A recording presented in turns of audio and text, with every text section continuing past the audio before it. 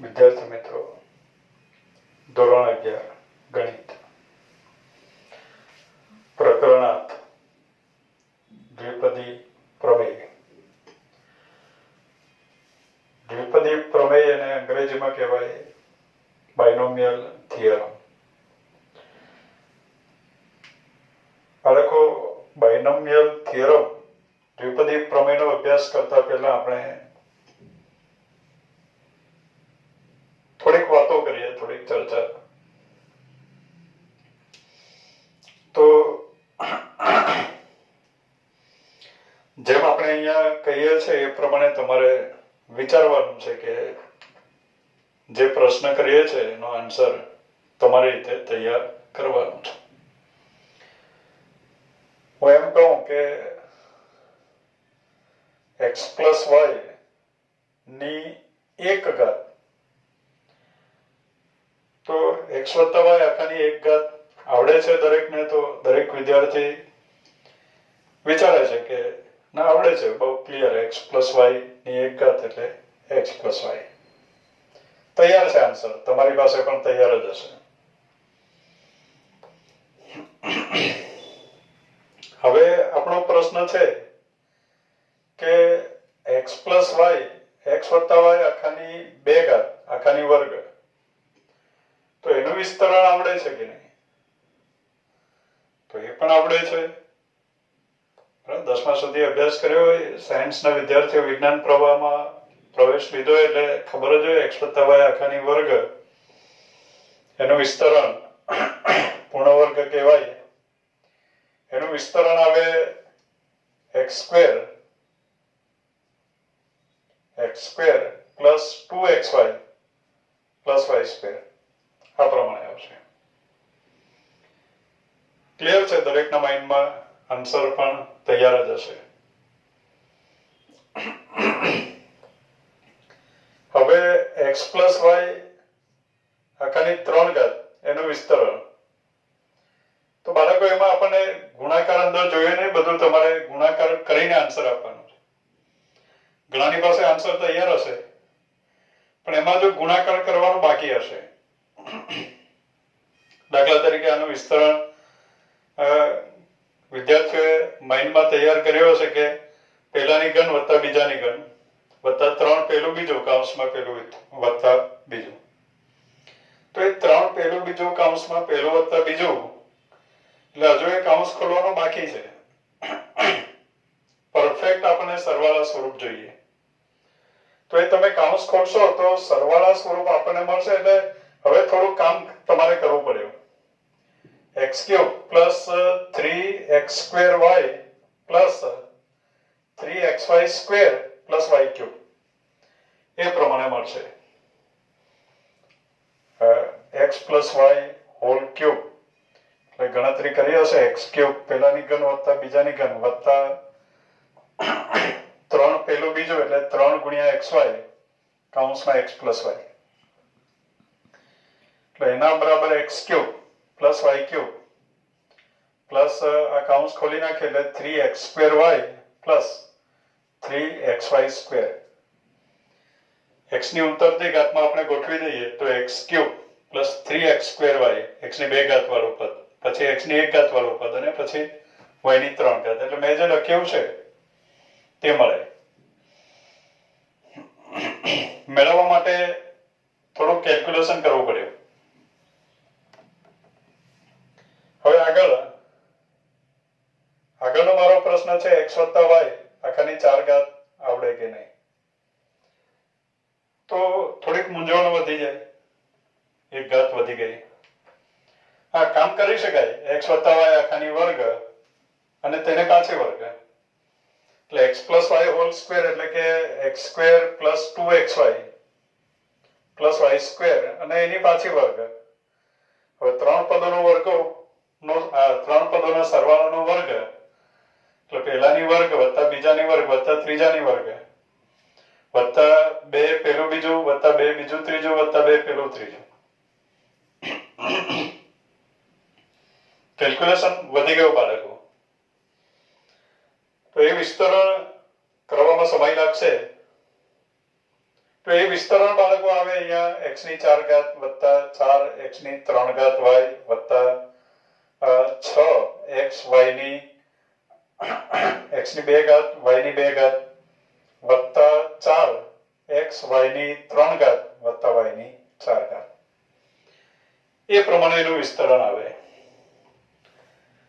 આ પ્રમાણે ગણશો હજુ સ્ટેપ આવશે ઘણા, પણ આ આન્સર મળે last.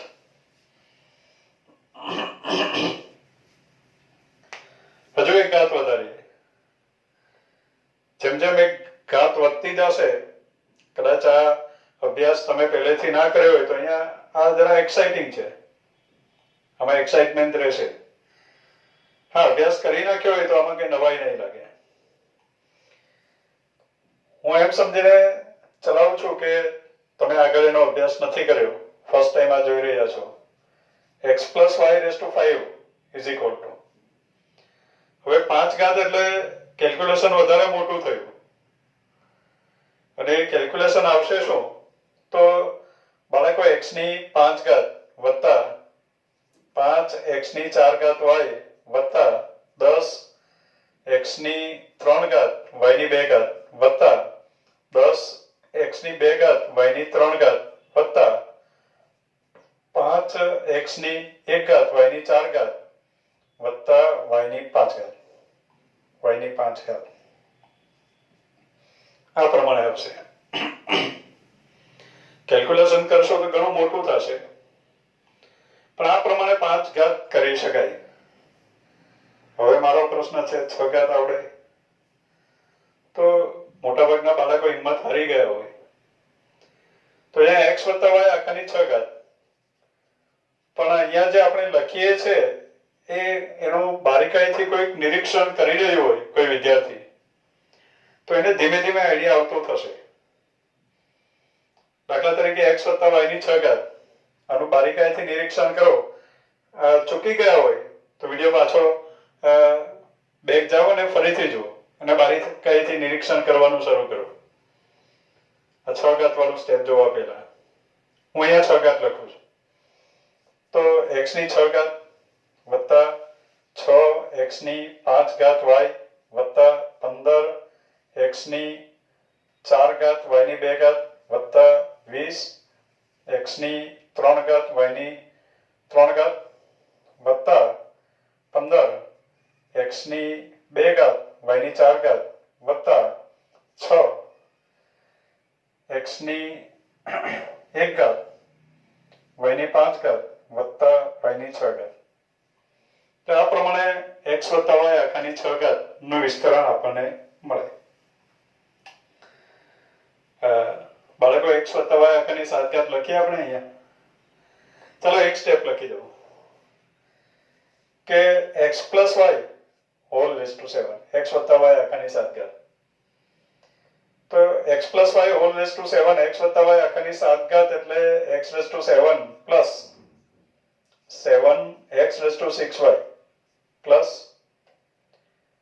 21 x raised to 5 y square plus 35 x raised to 4 y cube plus 35 x cube y raised to 4 plus 21 x y raised to x square y raised to 5 plus 7 x y raised to 6 plus y raised to 7. એટલે આ પ્રમાણે x વત્તા y આખાની 7 ઘાત એનું વિસ્તરણ આપણે કરી શકીએ. તો બાળકો હવે આ જે વિસ્તરણ છે એ તમારું જે એક્સાઇટમેન્ટ છે એનો અંત આપણે લઈ આવે. એનું સસ્પેન્સ, એનું રહસ્ય અવલોકન બારીકાઈથી કર્યું હોય તો ખબર પડી ગઈ હોય, નહીતર અહીંયા આપણે એ સસ્પેન્સ ખોલીએ છીએ. હવે બાળકો આ જે ઘાત આપણે લખીએ છીએ, વિસ્તરણ કરીએ છીએ, તો એમાં x વત્તા y આખાની 2 ઘાત, તો x ની 2 ઘાત થી શરૂ કરીએ. 2 ઘાત હવે નેક્સ્ટ સ્ટેપમાં x ની 1 ઘાત ઘટી જાય, y ની 1 ઘાત વધી જાય. x ની 2 ઘાત y ની 0 ઘાત થી શરૂ કરીએ. x ની 2 ઘાત અને y ની 0 ઘાત. y ની 0 ઘાત એટલે 1, ના લખીએ તો ચાલે. હવે x ની ઘાતમાં 1 નો ઘટાડો થાય અને y ની ઘાતમાં 1 નો વધારો થાય એટલે x ની 1 ઘાત y ની 1 ઘાત. પછી x ની 0 ઘાત અને y ની 2 ઘાત. એ પ્રમાણે હજુ આ જે સહગુણક છે ગુણ્યા 2 ક્યાંથી આવ્યું એ બધી વાત પછી. x + y આખાની 3 ઘાત તો x ની 3 ઘાત y ની 0 ઘાત. હવે x ની 1 ઘાત ઘટી જશે, y ની 1 ઘાત વધી જશે એટલે x ની 2 ઘાત y ની 1 ઘાત. x ની 1 ઘાત y ની 2 ઘાત અને છેલ્લે y ની 3 ઘાત. x + y આખાની 4 ઘાત તો x ની 4 ઘાત y ની 0 ઘાત. x ની 3 ઘાત y ની 1 ઘાત. x ની 2 ઘાત y ની 2 ઘાત. x ની 1 ઘાત y ની 3 ઘાત અને છેલ્લે y ની 4 ઘાત. એ તો બાળકો ક્લિયર થઈ ગયો. x + y whole raise to 7 તો x ની 7 ઘાત y ની 0 ઘાત. x ની ઘાત ઘટતી જાય છે અને y ની ઘાત વધતી જાય છે. y ની અહીંયા 0 ઘાત છે 1 2 3 4 એમ વધતી જાય છે છેલ્લે y ની 7 ઘાત. x અને y ની જે ઘાત છે એનો સરવાળો 7 જળવાઈ રહી. આમાં જેટલા પણ પદ છે એમાં x અને y ની ઘાતનો સરવાળો 6 જળવાઈ રહી. એટલે એ બધી બાબતો. હવે સૌથી અગત્યની બાબત કે આ જે સહગુણક છે 2 અહીંયા 1 3 3 1 તો એ બધા સહગુણકો કેવી રીતે લખ્યા? ઘાતમાં તો ખબર પડી ગઈ કે x ની મેક્સિમમ ઘાતથી શરૂ કરી 3 ઘાત આખાની 3 ઘાત હોય તો 3 ઘાત y ની 0 ઘાત પછી x ની ઘાત ઘટાડતા જવાનું y ની ઘાત વધારતા જવાનું. એ તો ખ્યાલ આવી ગયો. પણ આ સહગુણકો ક્યાંથી આવ્યા? તો એ સહગુણકો બાળકો એવું કર્યું છે આપણે કે આ જે 1 છે સહગુણકો. તો પહેલા તો મેં બધામાં સહગુણક 1 જ લખ્યા છે 1. પછી શું કર્યું તો કે આગળના 1 અને 1 નો સરવાળો કર્યો 2 અને છેલ્લે 1 1 2 1. નેક્સ્ટ સ્ટેપમાં શું કર્યું તો અહીંયા 1 છે 1 અને 2 નો સરવાળો કર્યો 3. 2 અને 1 નો સરવાળો કર્યો 3 અને છેલ્લે 1. પહેલા 1 છેલ્લે 1 વચ્ચે સરવાળો. 4 ઘાતમાં શું કર્યું તો આ 1. 1 ને 3 4, 3 ને 3 6, 3 ને 1 4 અને આ 1. એટલે આ પ્રમાણે સહગુણકો લખ્યા છે. દાખલા તરીકે આખાની 5 ઘાત તો એમાં 1 છે, પહેલા 1 છે અને છેલ્લે પણ 1. વચ્ચે શું કર્યું 1 ને 4 5, 4 ને 6 10, 6 ને 4 10, 4 ને 1 5 અને છેલ્લે 1. એ પ્રમાણે કર્યું. અહીંયા x + y આખાની 6 ઘાત તો અહીંયા 1 છે 1 ને 5 6, 5 ને 10 15, 10 ને 10 20, 10 ને 5 15, 5 ને 1 6 અને છેલ્લે 1. એ જ પ્રમાણે 7 ઘાતમાં 1 1 ને 6 7, 6 ને 15 21, 15 ને 20 35, 20 ને 15 35, 15 ને 6 21, 6 ને 1 7. એ પ્રમાણે લખ્યું અને છેલ્લે 1.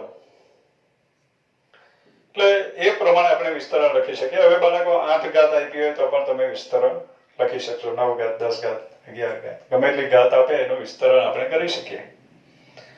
તો આ જે નંબર્સ છે બાળકો પહેલા હું 1 લખી દઉં પછી આ 1 1. હવે અહીંયા 1 લખીએ 1 ને 1 2 અને પછી 1. આ x + y આખાની 0 ઘાત આ 0 ઘાત છે આ 1 ઘાત. 2 ઘાતના જે સહગુણકો છે તે 3 ઘાતના સહગુણક આ પ્રમાણે આવે 1 1 ને 2 3, 2 ને 1 3 અને પછી 1. આ 3 ઘાતના સહગુણકો. 4 ઘાતના સહગુણકો 1 1 ને 3 4, 3 ને 3 6, 3 ને 1 4 અને છેલ્લે 1. 5 ઘાતના સહગુણકો 1 4 ને 1 5, 6 ને 4 10, 6 ને 4 10, 4 ને 1 5 અને છેલ્લે 1. એટલે એ પ્રમાણે બધા સહગુણકો હોય છે. હવે આ જે સહગુણકોનો જે આપણે આ એક ત્રિકોણ બને છે એ ત્રિકોણની રજૂઆત પાસ્કલ નામના ગણિત શાસ્ત્રીએ કરી છે, આંકડાશાસ્ત્રી છે. તો આ જે ત્રિકોણ છે એને કહેવાય પાસ્કલનો ત્રિકોણ. આ ત્રિકોણને પાસ્કલનો ત્રિકોણ કહેવાય અને એની મદદથી આપણે આ બધા સહગુણકો નક્કી કરી શકીએ. હવે બાળકો એક બાબત નક્કી થઈ ગઈ કે x + y આખાની 10 ઘાત આપી હોય તો આપણને આવડે 8 ઘાત 9 ઘાત પછી 10 ઘાત 11 ઘાત 12 ઘાત. પણ આની એક ખામી છે. જેટલી વિશેષતા છે એમાં પણ ખામી છે પાછી. તેમાં ખામી શું છે? તો બાળકો દાખલા તરીકે x + y આખાની 100 ઘાત કરવી છે મારે, તો મારે 99 ઘાત સુધી તો આમ જ લખ્યા કરવું પડે. પછી 100 ઘાત વાળું પદ આપણને આવડે, કેમ કે અહીંયા 6 ઘાત વાળા સહગુણકો ખબર હોય તો આપણે 7 ઘાતના સહગુણકો લખી શકીએ. એટલે 99 ઘાત સુધી 99 ઘાત વાળું વિસ્તરણ લખવું પડે તો 100 ઘાતનું વિસ્તરણ આવડે. 99 ઘાત વાળું લખવા માટે 98 નું જોઈએ, 98 નું લખવા માટે 97 નું જોઈએ. એટલે મીન્સ કે આ બધા વિસ્તરણો આપણે લખવા પડે 99 ઘાત સુધીના, અને પછી જે જરૂર છે x + y આખાની 100 ઘાત તે આપણને મળે. એટલે એ એની ખામી છે. તો એ ખામી દૂર કરવા માટે x + y આખાની n ઘાત એનું વિસ્તરણ શું કરવું? x + y આખાની 100 ઘાત આખાની 200 ઘાત, તો x + y આખાની n ઘાત એનું વિસ્તરણ શું કરવું? તો એનું વિસ્તરણ દર્શાવતું જે સૂત્ર છે x + y આખાની n ઘાત x + y whole raise to n નું વિસ્તરણ દર્શાવતું જે સૂત્ર છે એ સૂત્રને કહેવાય દ્વિપદી પ્રમેય. બે પદોના સરવાળા કે બાદબાકી ની n ઘાત ના વિસ્તરણનું સૂત્ર એટલે દ્વિપદી પ્રમેય. એને જ કહેવાય બાયનોમિયલ થિયરમ. તો બાળકો બાયનોમિયલ થિયરમ શું છે, દ્વિપદી પ્રમેય શું છે તે આપણે જોઈએ. x + y આખાની n ઘાત બે પદોના સરવાળા કે બાદબાકી ની n ઘાત ના વિસ્તરણનું સૂત્ર દ્વિપદી પ્રમેય એટલે જ બાયનોમિયલ થિયરમ. તો આપણે સમજીએ દ્વિપદી પ્રમેય શું છે, એ સૂત્ર કયું છે એ આપણે સમજીએ. હવે તો બાળકો દ્વિપદી પ્રમેય એટલે x + y whole raise to n ના વિસ્તરણનું સૂત્ર દ્વિપદી પ્રમેય. x + y whole raise to n ના વિસ્તરણનું સૂત્ર છે NC0, જે આપણે NCR શીખ્યા ક્રમચય સંચયમાં. એ NC0 x raise to n, x ની n ઘાત. પહેલા પદમાં x ની n ઘાત. હવે x ની એક ઘાત ઘટાડતા જવાનું છે અને y ની એક ઘાત વધારતા જવાનું. x ની n ઘાત, y ની 0 ઘાત એમ કહી શકાય. NC0 x raise to n plus NC1 x raise to n - 1 y raise to 1. x ની એક ઘાત વધશે અને y ની એક ઘાત વધી જશે. Plus NC2 x raise to n - 2 y square plus NC3 x raise to n - 3 y cube plus up to plus NCn - 1 NCn સુધી જવાનું છે. તો એ પહેલાનું પદ આવશે NCn - 1 x રેઝ ટુ. હવે NC0 હોય તો અહીંયા n માંથી 0 ઘાત બાદ કરી, NC1 n માંથી 1 ઘાત બાદ કરી, NC2 n માંથી 2 બાદ કરે, NC3 n માંથી 3 બાદ કરે. તો અહીંયા n માંથી n - 1 બાદ કરશો એટલે x ની 1 ઘાત આવશે અને y ની n - 1 ઘાત આવશે. અહીંયા જે છે તે y ની ઘાતમાં છે. y ની 0 ઘાત, y ની 1 ઘાત, y ની 2 ઘાત, y ની 3 ઘાત, y ની n - 1 ઘાત અને છેલ્લે આવશે NCn x ની 0 ઘાત, y ની n ઘાત એટલે NCn y raise to n. આ જે સૂત્ર છે x + y આખાની n ઘાત ના વિસ્તરણનું જે સૂત્ર છે એને જ આપણે કહેવાનું છે દ્વિપદી પ્રમેય. બાયનોમિયલ થિયરમ. તો બાળકો એ સૂત્ર આપણે સાબિત પણ કરી શકીએ ગાણિતિક અનુમાનના સિદ્ધાંતની મદદથી. મેથડ ઓફ મેથેમેટિકલ ઇન્ડક્શનની મદદથી સાબિત કરી શકાય. પણ એ સાબિતી આપણે આપતા નથી. હવે આ સૂત્ર સાચું છે એમ સ્વીકારીને જ આપણે આગળનું કામ કરશું. પણ હવે સૂત્ર પરફેક્ટ આવડવું જોઈએ. x + y આખાની n ઘાત બરાબર nc0 થી શરૂ કરવાનું. x ની n ઘાત થી શરૂ કરવાનું. x ની n ઘાત y ની 0 ઘાત. હવે x ની ઘાત ઘટતી જશે અને y ની ઘાત વધતી જશે. nc0 nc1 nc2 up to ncn સુધી. દાખલા તરીકે x + y આખાની વર્ગ. વર્ગનો વિસ્તાર આપણને આવડે x² + 2xy + y². તો હવે સૂત્ર પ્રમાણે આપણે જોઈએ. સૂત્ર પ્રમાણે આવડે છે એ સીધું નહીં લખી દઉં. સૂત્ર પ્રમાણે જાય 2c0 x ની 2 ઘાત y ની 0 ઘાત એ નથી લખતો, પ્લસ 2c1 x ની 1 ઘાત y ની પણ 1 ઘાત. x ની ઘાત ઘટી ગઈ, y ની ઘાત વધી ગઈ. 0 ઘાત હતી એ 1 ઘાત થઈ ગઈ. પ્લસ 2c2 x ની ઘાત ઘટી જશે એટલે x ની 0 ઘાત અને y ની 2 ઘાત. 2c0 nc0 is 1, 2c0 is 1, 1 into x² is x² plus nc1 is n, 2c1 is 2 xy plus 2c2 is 1, 1 into y². એટલે x² plus 2xy plus y² આપણને મળી ગયો સૂત્રની મદદથી. દાખલા તરીકે x plus y whole raised to 3 આખાની 3 ઘાત. તો એનો વિસ્તાર આપણે કરશું 3c0 x³ plus 3c1 x² y plus 3c2 x y² plus 3c3 x ની 0 ઘાત એ નથી લખતા. ચાલો x ની 0 ઘાત નહીં, y ની 3 ઘાત બરાબર. 3c0 is 1, 1 into x³ plus 3x² y. 3c2 એટલે પણ 3c1 જ થાય અને 3c1 is 3 xy². 3c3 is 1, 1y³. એટલે આ પ્રમાણે એનું વિસ્તરણ કરી શકાય. દાખલા તરીકે એ પ્રમાણે ઘણી બધી ઘાતો લઈ શકાય. આપણે x + y આખાની 7 ઘાત એવું લઈ લઈએ. આગળ જ્યારે સમજાવ્યું ત્યારે પણ 7 ઘાત સુધીનું વિસ્તરણ આપણે લખ્યું હતું. તો એના બરાબર આવશે 7c0 x⁻7 plus 7c1 x⁻6y plus 7c2 x⁻5y². x અને y ની જે ઘાત છે એનો સરવાળો 7 જળવાઈ રહેવો જોઈએ.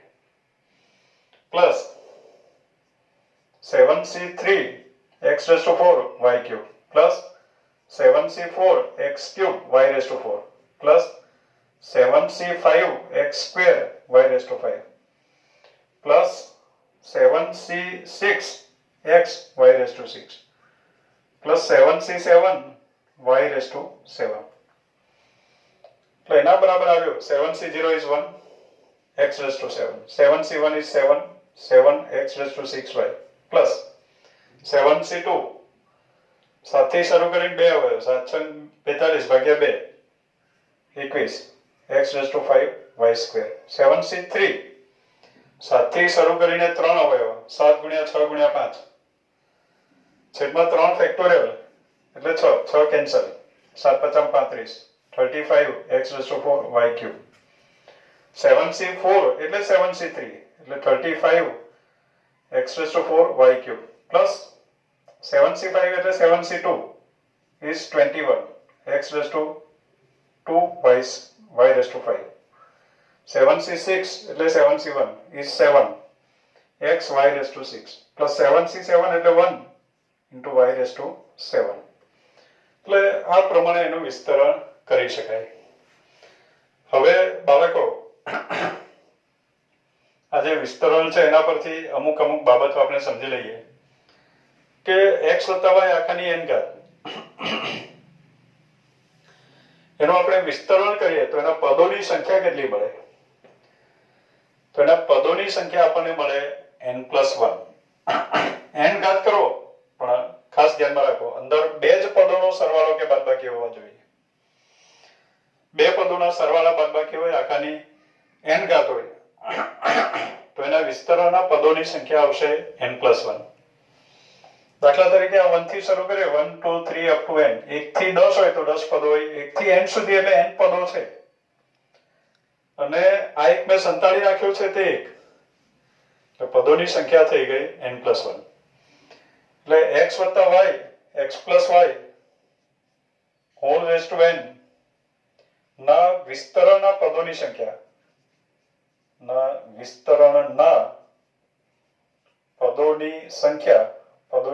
બરાબર n+1. એ પદોની સંખ્યા આવશે n+1. n+1 પદો એના વિસ્તરણમાં આપણને મળે. બીજી વાત કે આ જે સરવાળો છે એ સરવાળાને સંકેતમાં આમ પણ લખાય. સરવાળો એટલે સમેશન,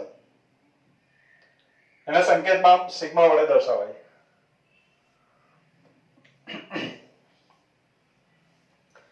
સમેશન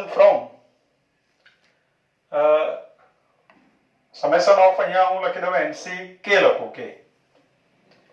કે કેવી કિંમત ધારણ કરે છે તો 0 થી n સુધીની કિંમત ધારણ કરે. k બરાબર 0 to n. NCK x raised to n minus k છે અને y raised to k. Summation means કે સરવાળો. Summation from k is equal to 0 to n NCK x raised to n minus k y raised to k. આખા સરવાળાને શોર્ટમાં સંકેતમાં આ રીતે લખાય. દાખલા તરીકે સમેશન એટલે સરવાળો. હવે આનું વિસ્તરણ કરવું હોય તો સમેશન મીન્સ સરવાળો. k બરાબર 0 થી શરૂ કરવાનો. 0 લખી દો, 0 લખાઈ જાય એટલે તરત જ આવે પ્લસ, પછી 1 લખો પ્લસ, 2 લખો પ્લસ, ક્યાં સુધી તો કે k બરાબર n લખો ત્યાં સુધી. દાખલા તરીકે 0 લખીએ તો અહીંયા આવ્યો NC0 x raised to n minus 0 y raised to 0 એટલે NC0 x raised to n. 0 મુકાઈ ગયું એટલે આવ્યો પ્લસ. સમેશનનો મીનિંગ સમજો બાળકો, આગળ જતા વારંવાર એનો ઉપયોગ આવશે. k બરાબર 0 લખાઈ ગયો એટલે આવશે પ્લસ. હવે k બરાબર 1 લખો એટલે NC1 x raised to n minus 1 y raised to 1. હવે k બરાબર 2 લખો, 1 લખાઈ ગયો એટલે પ્લસ, k બરાબર 2 લખો એટલે NC2 x raised to n minus 2 y square. 2 લખાઈ ગયો. હવે n ની જગ્યાએ k ની જગ્યાએ 3 લખો એટલે NC3 x raised to n minus 3 y raised to 3. એ પ્રમાણે લાસ્ટ ક્યાં સુધી જાવ તો કે NC k ની જગ્યાએ n આવે ત્યાં સુધી, તો છેલ્લે આવશે NCn x raised to n minus n એટલે x raised to 0 અને y raised to k ની જગ્યાએ n એટલે y raised to n. એટલે આખું જે વિસ્તરણ છે એને સંકેતમાં આ પ્રમાણે લખી શકાય. કોઈકવાર હેતુલક્ષી પ્રશ્નમાં પૂછી શકાય કે આખા વિસ્તરણને સંકેતમાં શું લખાય, તો એને સંકેતમાં લખાય summation from k is equal to 0 to n NCK x raised to n minus k into y raised to k. એમ એને સંકેતમાં ટૂંકમાં રજૂ કરી શકાય. એના પદોની સંખ્યાની આપણે વાત કરી લીધી. હવે બાળકો હજુ આપણે આગળ થોડી વાત કરીએ તો આપણને આપવામાં આવે x minus y whole raise to n આપવામાં આવે. આપણે કીધું સરવાળો કે બાદબાકી, તો અહીંયા બાદબાકી હોય તો એનું વિસ્તરણ કઈ રીતે કરશું? તો બાળકો x minus y whole raise to n છે તો એને આપણે આમ સમજી લઈશું x plus minus y whole raise to n. એટલે બીજા પદ તરીકે આપણે minus y લઈ લઈશું. બીજું પદ તરીકે y નહીં લખશું, બીજા પદની જગ્યાએ minus y લખશું. હવે એનું વિસ્તરણ કરીએ આપણે દ્વિપદી પ્રમેય પ્રમાણે. તો આવશે NC0 પહેલા પદની n ઘાત બીજા પદની 0 ઘાત. પહેલા પદની n ઘાત x મીન્સ કે પ્રથમ પદ, y એટલે બીજું પદ. તો અત્યારે બીજું પદ -y છે, તો NC0 પહેલા પદની n ઘાત બીજા પદની 0 ઘાત પ્લસ NC1 પહેલા પદની n minus 1 ઘાત બીજા પદની 1 ઘાત પ્લસ NC2 પહેલા પદની n minus 2 ઘાત બીજા પદની 2 ઘાત પ્લસ NC3 પહેલા પદની n-3 ઘાત બીજા પદની 3 ઘાત પ્લસ nc4 પહેલા પદની n-4 ઘાત બીજા પદની 4 ઘાત plus up to plus ncn પહેલા પદની 0 ઘાત અને બીજા પદની n ઘાત આ પ્રમાણે આવ્યું. તો બાળકો એ વિસ્તરણ આપણે અહીંયા કરીએ તો nc0 x⁻n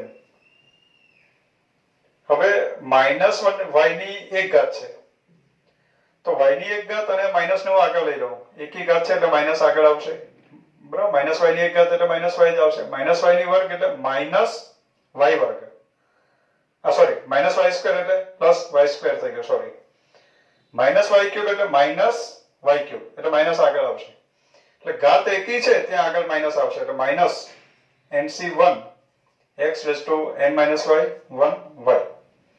પ્લસ હવે સ્ક્વેર છે એટલે પ્લસ થઈ ગયો એટલે nc2 x⁻n-2 y² અહીંયા 3 ઘાત છે એટલે માઈનસ આવ્યો એકી ઘાત છે એટલે માઈનસ nc3 x⁻n-3 y³ 4 ઘાત છે તો પ્લસ થઈ ગયો પ્લસ nc4 x⁻n-4 y ની 4 ઘાત હવે બાળકો શેની ઉપર આધાર રાખશે તો આ જે n છે એ યુગ્મ છે કે અયુગ્મ એની ઉપર આધાર રાખશે જો યુગ્મ હશે તો આ પ્લસ થઈ જશે ને અયુગ્મ હશે તો માઈનસ થશે એટલે આને હું આમ લખી દઉં માઈનસ ની n ઘાત અલગથી લખી દઉં -1 ની n ઘાત જો યુગ્મ હશે તો પ્લસ થઈ જશે અયુગ્મ હશે તો માઈનસ રહેશે ncn y⁻n એટલે બાળકો જ્યારે માઈનસ આપ્યું હશે તો તમે બધે પ્લસ લખવું હોય તો ચાલશે વાંધો નહીં ત્યારે બીજું પદ તરીકે -y લઈ લેવું માઈનસને આપણે બીજા પદમાં સમાવી લેવું અને માઈનસને તમે બીજા પદમાં ના સમાવો તો વિસ્તરણ કરો ત્યારે ધ્યાનમાં રાખજો કે પહેલા પ્લસ પછી minus plus minus plus minus plus minus plus minus એમ છેલ્લે જે આવે એ લખશો એ n અયુગ્મ છે કે યુગ્મ એની ઉપર આધાર રાખશે દાખલા તરીકે 2 ઘાત હશે તો છેલ્લે પ્લસ આવશે 3 ઘાત હશે તો છેલ્લે માઈનસ આવશે 4 ઘાત હશે તો છેલ્લે પ્લસ આવશે એટલે એ n યુગ્મ છે કે અયુગ્મ એની ઉપર આધાર રાખશે એટલે બહુ ક્લિયર કરો બાળકો કે આગળની જેમ ના જ લખાયું ને માઈનસનું સૂત્ર અલગ છે એવું નથી જો માઈનસ હોય તો બીજા પદ તરીકે તમે -1 લખીને દરેક જગ્યાએ પ્લસ લખીને વિસ્તરણ કરી શકો દરેક પદમાં પ્લસ લખીને વિસ્તરણ કરો પણ બીજું પદ તરીકે માઈનસ લઈ લેવું માઈનસને બીજા પદમાં સમાવી લેવું અને એમ ના કરો બીજું પદ તરીકે y ને જ સમજો તો પછી વિસ્તરણ કરો ત્યારે plus minus plus minus plus minus એ પ્રમાણે લખતા જઈશું અહીંયા પ્લસ છે તો હું અહીંયા માઈનસ લખું એ યોગ્ય છે અને છેલ્લે -1 ની n ઘાત જો n બેકી હશે તો અહીંયા પ્લસ થઈ જશે અને એકી હશે તો અહીંયા માઈનસ આવશે એટલે એ પ્રમાણે એનું વિસ્તરણ કરી શકાય આનાથી વિશેષ થિયરી આમાં છે નહીં બીજી થિયરી આવશે પણ થિયરી એટલે એકાદ સૂત્ર જેવું આપણે સમજવાનું છે એની ચર્ચા આપણે આગળના વિડીયોમાં કરશું હવે એની ઉપર આધારિત આપણે દાખલાની ચર્ચા કરશું મિત્રો આપણે આજે સૂત્ર છે એની ઉપર આધારિત દાખલાનો અભ્યાસ નેક્સ્ટ વિડીયોમાં જ કરશું નહીતર વિડીયોની લંબાઈ જોતા એવું લાગે છે કે વિડીયોની લંબાઈ વધી જશે એટલે આપણે એને આગળના વિડીયોમાં લઈ જઈએ છીએ થેન્ક યુ